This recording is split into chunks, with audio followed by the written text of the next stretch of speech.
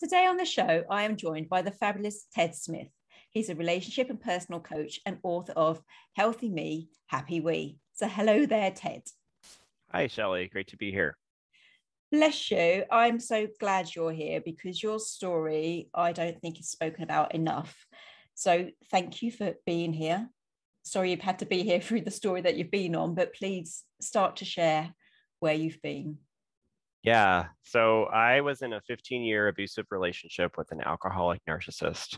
I ended that 2 years ago. And in the last 2 years, I've discovered an amazing healing, transformative journey that allowed me to find my life's purpose as a coach and author to help other people through similar experiences. So while I hear often, I'm sorry you went through that to me, I often respond with, I'm so grateful for the experience. I wouldn't want to repeat it necessarily.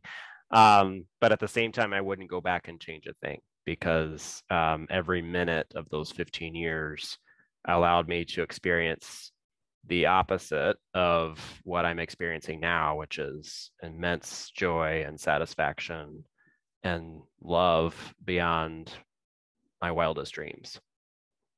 Bless you. That's really powerful. I know that people think sometimes they could get their spiritual awakening and their greatest growth from, sitting on a yoga mat saying namaste. And it's not. And as you were speaking, you took me back like 7 years to when I was in my last pregnancy.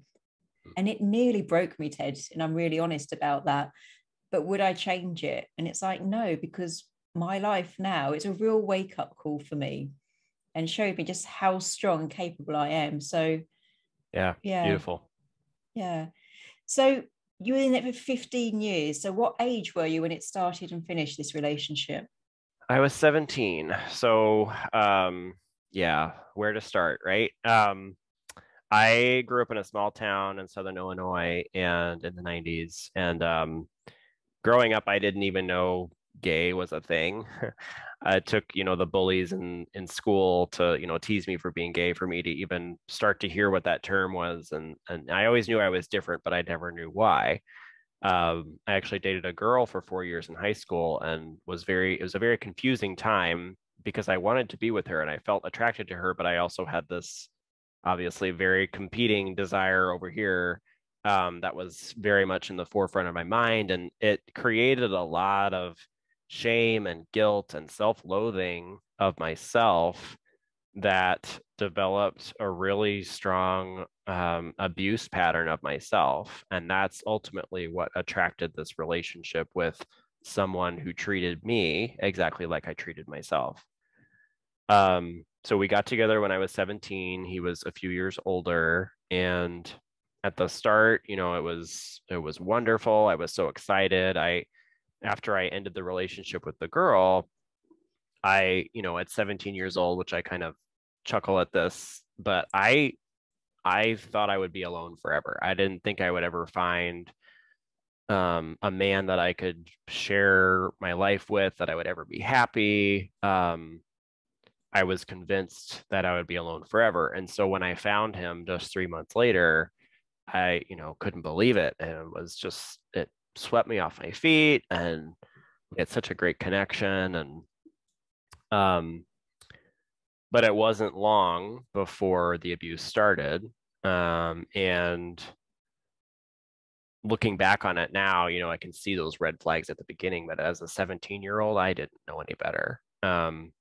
So for the first several years of our relationship, I kind of I put him on a pedestal and really didn't fight back for myself, didn't stand up for myself. I just really believed that he knew what he was doing in relationships. He was more experienced and I was new at this. It was my first adult relationship.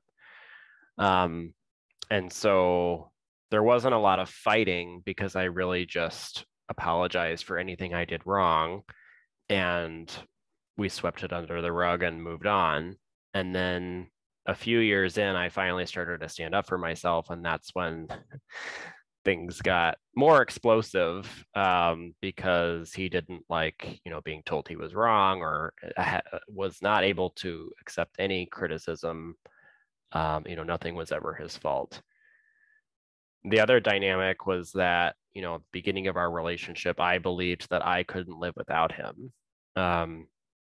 He had instilled in me that, I would never find anyone else like him, and I was really lucky to have found him. And I believed that because I believed that myself. And so him saying that really just confirmed it for me. But then about 5 years into our relationship, we were both on the board for a community organization, and it was discovered that he had stolen over $13,000 from that organization. And this group was not only a group that was, it was our entire friend circle. So these were our best friends that he stole money from. It wasn't just some organization.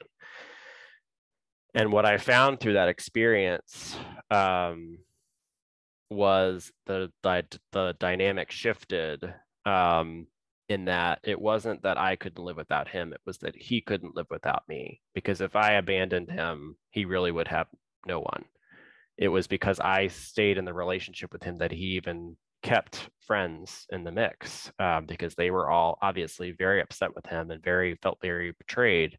But because I stuck by his side, we were able to maintain some level of friendship. And then similarly, about a year later, he cheated on me. And, as I say these things out loud, as an outsider's perspective, it's like, he did all these things and you stayed. Like, yep. And that's how it works, because, he was so convincing with his apologies and his promises that it would never happen again. And also that layer of me believing that he couldn't live without me and that he would be lost without me, that I felt an obligation to stay. So that obligation is really a very strong sense of the codependent aspect of the relationship, where I was living for him and for us more than I was for myself. We really had this enmeshed identity. And, I didn't think it was possible for me to be happy unless he was happy. I was my emotions were dependent on his. And as a narcissist, it was impossible for him to ever be happy for an extended period of time. Therefore, I was never happy for an extended period of time. On top of that, he was an alcoholic.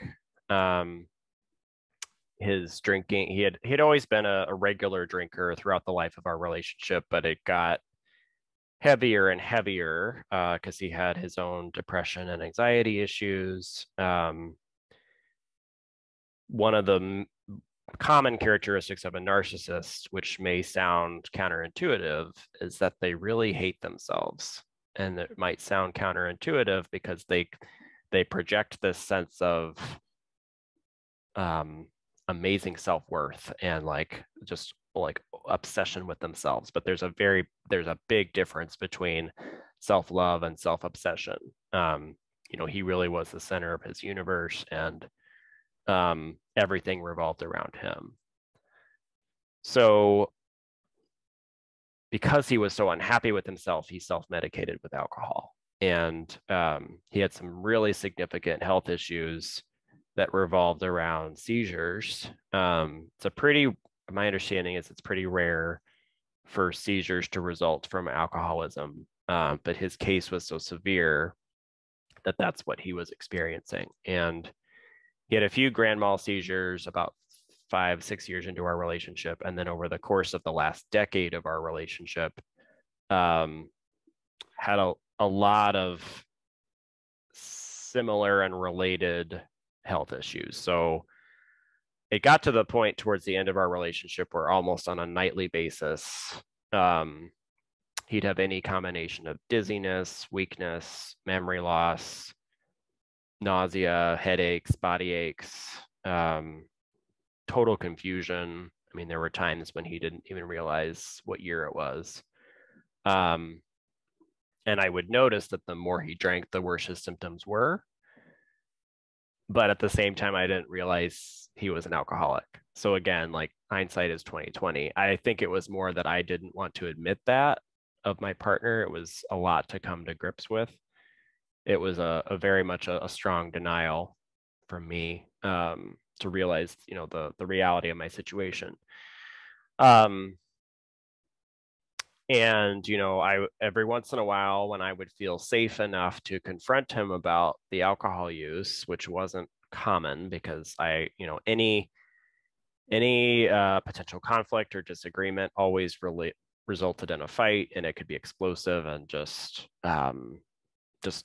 ultimately not worth it for me to pursue. But every once in a while, it would be so bad that I would finally approach him about it. And when I would, he would either shrug it off or he would promise to change, and then the next night would be drinking just as much. And again, I did not realize this was the behavior of an alcoholic.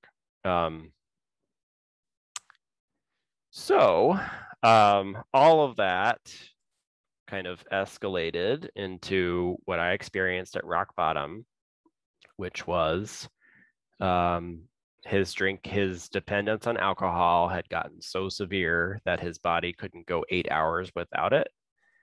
He had a day of not feeling well, and then had 3 grand mal seizures in one night because his body was going into shock without having alcohol in his system. Called an ambulance. He was admitted to the ICU for a week, going through alcohol withdrawal. And that experience is not something I would wish on anyone. It was something equivalent to what you'd see in a very dramatic TV show or movie. But the level of drama of that situation is what it took to finally give me the wake-up call that I needed to realize that this is not working and I needed help. It wasn't my wake-up call to end the relationship, but it was my wake-up call for me to get help. And so I started going to Al-Anon, which is the equivalent of AA, but for the family members of alcoholics, and then started going to individual therapy as well. And Al-Anon and therapy are really what saved my life, to be honest, because without it, I probably would still be in that relationship. As crazy as that sounds. I don't know if it does. I mean, bless you, the trust issues that you must have had along the way, whether or not, as you say, comes back down to awareness. But quite early on, there was like this money was stolen, but from friends, and then there was an affair, and you carried on, and then almost coming second best to alcohol. You always had like a carer, Ted, for a while there. Yeah, 100%. I was his caretaker. I did not prioritize myself. Self-love, self-care were foreign concepts to me. I had grown up believing that, we're supposed to put other people's needs first before ours, and that, putting myself first, like that just seems selfish. I didn't realize that there's a big difference between selfish and self-loving. Yeah. And I could so relate to it, which I'm sure the listener can. Like, you were 17, which is really young to be dating. It's like your first relationship. Yep. But he had more experience. He'd had other relationships before. But I think, I don't know about all of us, but I know many of us, I know for myself that I've been told, like, I can't live without them and I'm lucky to have them. Who else would want me, kind of thing. And I just thinking, you made me think about my past relationships, to think like, did they have this self-hatred that you spoke of? Mm. Yeah. It's possible. Yeah. I mean, it's common for people to not practice self-love. And if we don't do that work on ourselves, there's a good chance that we don't have a healthy relationship with ourselves. Yeah. So he was a narcissist, but also an alcoholic. So he was almost dealing with two things, it seems. Did the narcissistic traits get worse because of the alcohol, or they're separate issues for each condition? Yeah, I would say they got worse the more he drank. Yeah. And they are two separate things. They're related but different. Not all narcissists are alcoholics and vice versa. Um, but yeah, things would definitely progress and get worse the more he drank. And was there a trigger why he started drinking? Was it because of the money he'd stolen, like, a sense of remorse? Was it because he had the health issues, didn't know how to handle them? Like I said, it was he was a pretty regular drinker from the beginning of our relationship. Um, he was around people who drank, and so that was the cool thing to do as a teenager, and he just continued it. And what's interesting, I learned this from my therapist, is that when somebody starts drinking at a early age, like in the teenage years, alcohol stunts your emotional growth. And so because he continued to drink heavily, his emotional age was stunted at whatever teenage year, he started drinking. And when my therapist told me that, I was like, "Oh my God, it makes so much sense. I've been dating a teenager for 15 years, and like the lack of understanding or care about consequences, the obsession with the self, like everything revolves around you. Um, he hadn't yet developed that ability to empathize with other people. That's so interesting. I've never heard of that. Yeah, what she helped me understand is it's possible that underneath what's going on for him, it's possible that he actually is not a narcissist, but the drinking is what caused it. And this isn't the case for everyone, but in his case, it could be. Um, and that if he were to miraculously get sober and be clean for a good, 5, 6, 7 years, it's possible that the guy underneath is completely different from what I experienced in that relationship. But what I learned in the last, so once I hit rock bottom, it was 3 months, a 3 month period of time before I ended it. And I learned a lot about alcoholism and narcissism in that time. And one of the key things about a narcissist is that they don't ever believe anything is wrong with them, that everything that's wrong in their life is because of other people. And so, I realized that he would never change. That this would never change. There's like maybe a less than 1% chance of that ever happening. And so I wasn't about to stick around to wait around and see if something would happen that I knew most likely would not. I find that, I don't know if amazing is the right word, Ted, but to be in such I can't think of the word, I was going to say detrimental, but as you said, you're glad you went through it, but to be in that relationship in particular for 15 years and then turn it around in 3 months Yeah. is Yeah. just something, And isn't it? the way I equate that is it speaks to just how high my threshold for abuse was. And it's because, as I said before, I abused myself so much. So, like, if that level is up here where I'm abusing myself at this level, and so is he, the minute that I started to love myself and decrease this level, I realized that this gap here was not okay. It was not, I could not tolerate that anymore. And so that only took me 3 months to realize like the level of abuse I was experiencing from him was not okay. And because I knew that would never change, I was out. So is it, I'm just blown away by the 3 months. I just find that fascinating. So you're sort of talking about the levels and things like that. So how do you break it? I'm thinking if you've been in that relationship, 15 years, I'm sure there's real negative impacts of being damaging relationship for a year, but 15 years of always being like this low level, not loving yourself. Mm-hmm.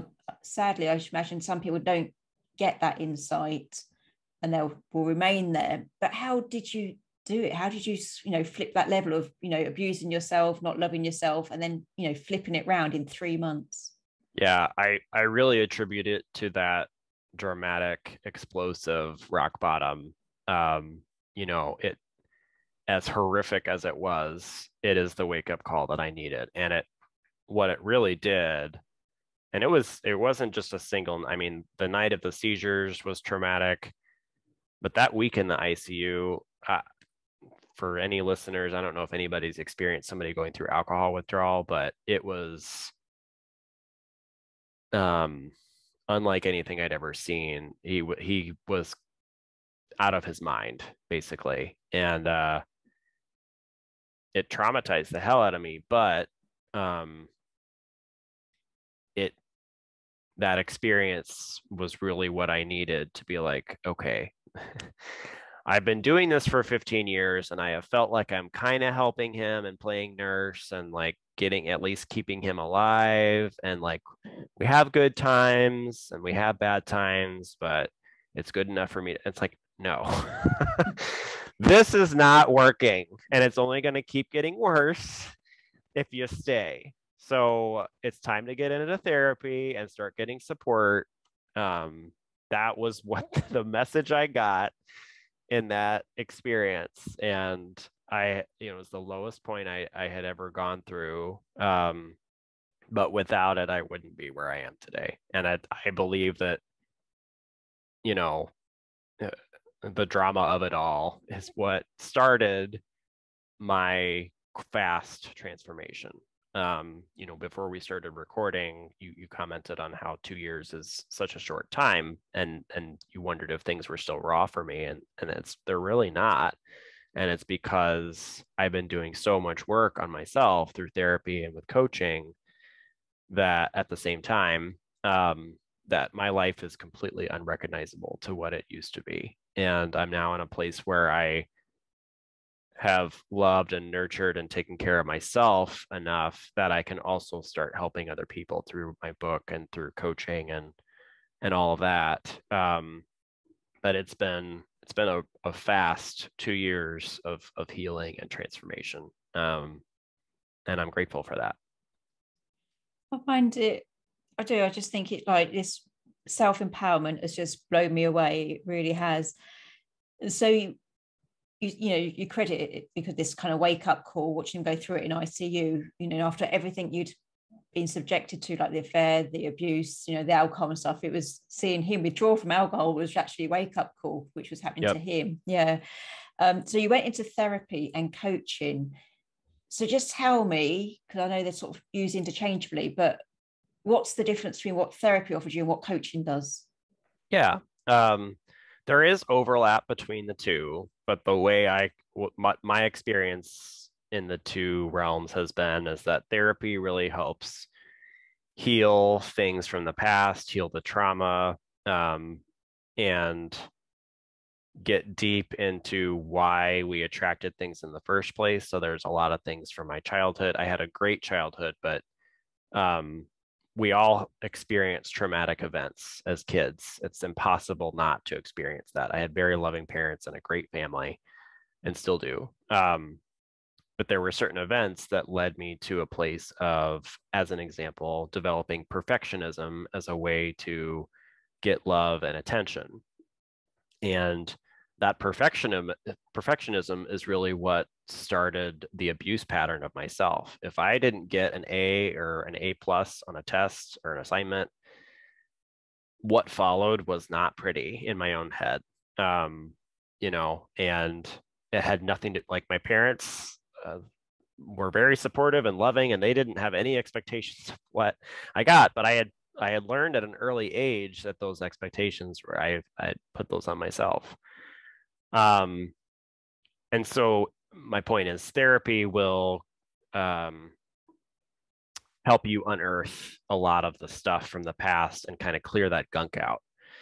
Coaching, in my experience, has been more about expansion and looking at things a different way, and kind of not ignoring the things from the past, but starting almost like a clean slate. Like, those things it's not that they don't matter. It's important to acknowledge the past and to learn from it, but in a way, it doesn't matter in terms of your future. There can be different ways of looking at things. And coaching is kind of the push to do things differently, to push out of your comfort zone and that sort of stuff. And like I said, there is overlap. I've experienced healing in the coaching environment, and I've experienced expansion through therapy, but that's generally what I've experienced between the two.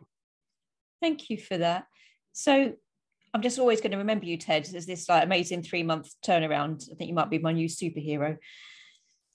So for you, did you use therapy and coaching for your superhero journey? Yeah, both at the same time. So the first, after rock bottom, I started seeing a therapist, and then 3 months later, I left my husband, and the next month, I discovered Gay Man Thriving, which is an organization that provides coaching for gay men, and started working with them. And I've been working with them for a little over 2 years now.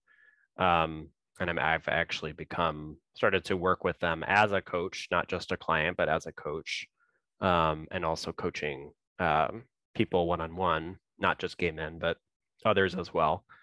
It's through the coaching program and sharing my experiences in that group environment that I realized that my story really could help people. And that's what started the book. And ultimately, it allowed me to find my purpose, and which is to help people with their relationships with themselves and with other people, but primarily the relationship with yourself.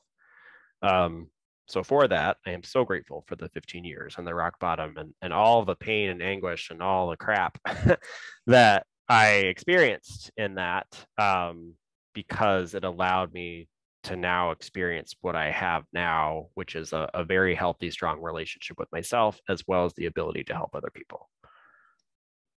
I just think you're fabulous.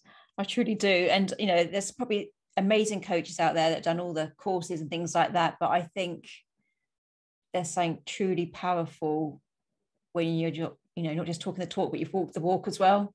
Yeah. That full experience. And for as long as you did it as well, I just think it's really powerful. So I have to ask, were you a coach before your breakdown, or did you have a very different background and your purpose is to give back? Yeah, no, very different. I have a corporate gig right now that I'm transitioning out of. At the end of 2021, I'll be moving into coaching full time. It's just something I'm doing kind of part time at the moment. But yeah, I had this corporate gig that was completely unrelated to personal development. And it's through this experience that I found my passion and something I really believe in. Because I've had such a transformation myself, I know that it will work for others as well. And it's something that I want to help other people experience. Yeah, I think you can quite easily say your own testimonial that you have had quite an amazing transformation. Yeah. Bless you. So where did the book come in? Because my first book, Positive Changes Self-Kick book, came after my rock bottom during my last difficult pregnancy at the age of 40. And then Good Grief came as I had loss of health and things like that. So I used writing as a healer. Mm-hmm. Where did you fit this into your journey? Yeah, so about 5 months after leaving my ex-husband, I went to a live retreat with Gay Man Thriving. And that was the first time I really, in a group setting, started to share my story and what I experienced.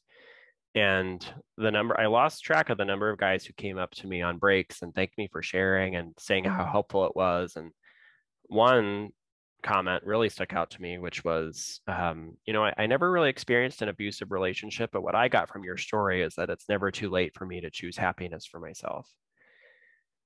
And I have chills on the back of my neck just thinking about it. And what I realized in that moment is oh, wow, my story really can help people. And so that's what started the spark of me becoming a coach someday. And a few months later, I ended up having a conversation with a psychic. And on that phone call, he asked me, have you ever thought about writing a book? And I had written some fiction pieces as a teenager, and I had thought about maybe kind of resurfacing those now that I had this freedom and this time to myself that I could explore, whatever the heck I wanted. Thought about resurfacing the fiction stuff, but it just really wasn't resonating with me. And I told him that, and he said, "That's not what I'm seeing for you. My what I see and what your spirit guides are telling me is it's going to be a book about relationships that'll account, provide an account of your experience, and it's going to help people with their relationships with other people. And that's what planted the seed. And I for the next few months, like it was just kind of sitting there and ruminating. And I'm like, I enjoy writing, but I was like, I don't really know where to start. I don't know what I'm doing. And then and Thriving introduced me to an author coach who provides group coaching to people who want to write a book. And I joined his program, and within a few months, I had a first manuscript. So again, speaks to the quick journey that I've had. It was March of 2020 that I had the conversation with the psychic, and in April of 2021, I was publishing the book. I launched the book. So, yeah, it was to your point, writing the book was very therapeutic. It helped me get to a more neutral place about the relationship. I actually have a photo of the two of us up in my house now, not as a like happy memory or anything like that, but as a symbol of how far I've come and how I can view that relationship with gratitude now. Because when I first left him, I got rid of all the photos. I had a huge bonfire, like photos, scrapbooks, all that stuff, because I couldn't have any memories of him. I needed the space to heal. And now I view that relationship with reverence and with respect, because it was a sacred experience, as awful as it was, because it allowed me to experience what I experience now. It's just so powerful. I love the fact you've got a photo up.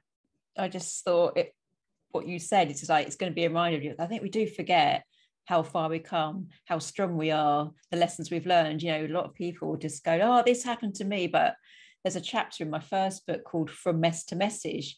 Mm-hmm. And it is just that, like, rather than doing the victim card, take the lessons from the experience and use it to come, either to heal yourself, be a guidebook for someone else. And I love that you've done that.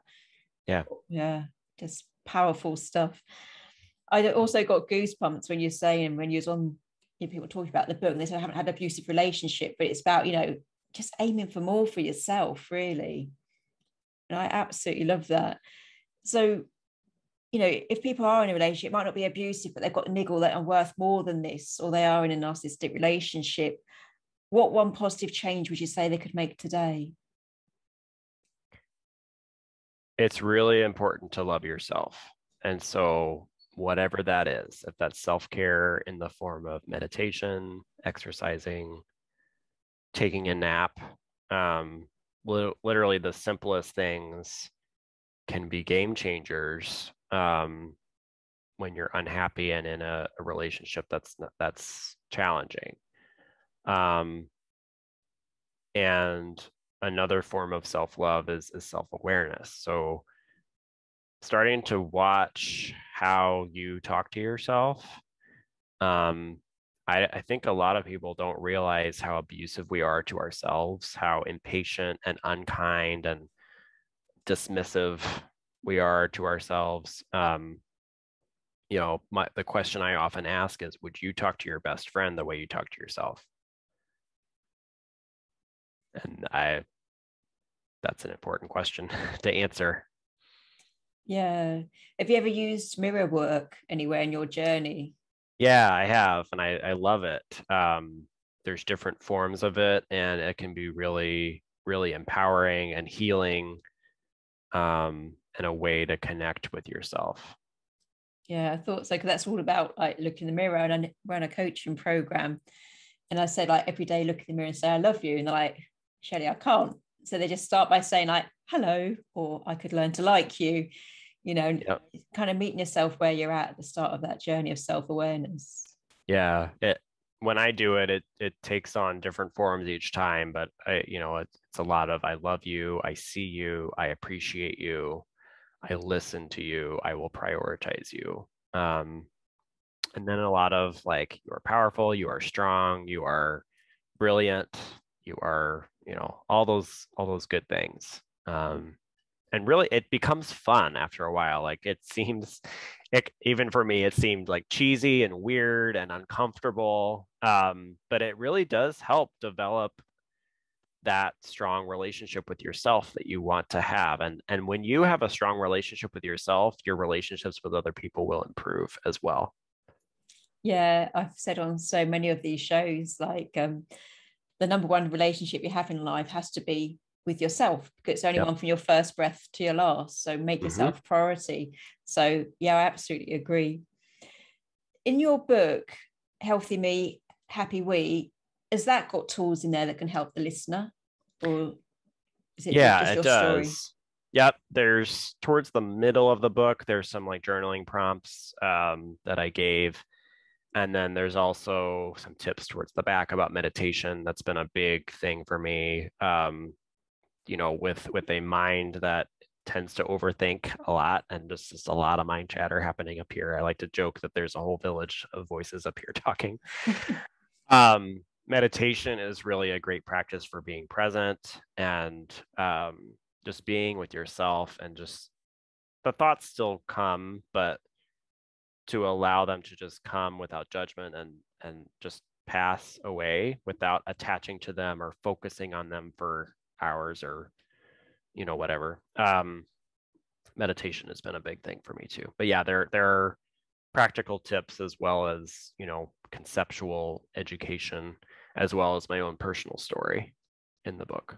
I like to do I've read a lot of self-help books that either are all narrative or they're all conceptual and education, and I don't necessarily resonate with either one. I prefer the narrative and the story, because you can learn a lot from and relate to the author when they're writing that way.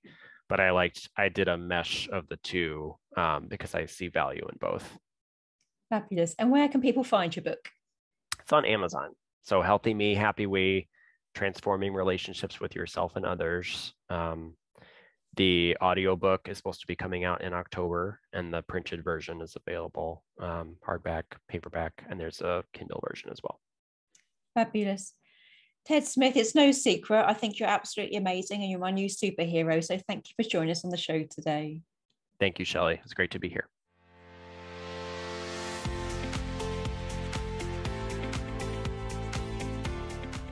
If you enjoyed today's episode, please make sure you subscribe and leave a positive review. If you would like to create your own positive changes, you can buy Positive Changes, a self-kick book from all online book retailers or from ShelleyF9.com.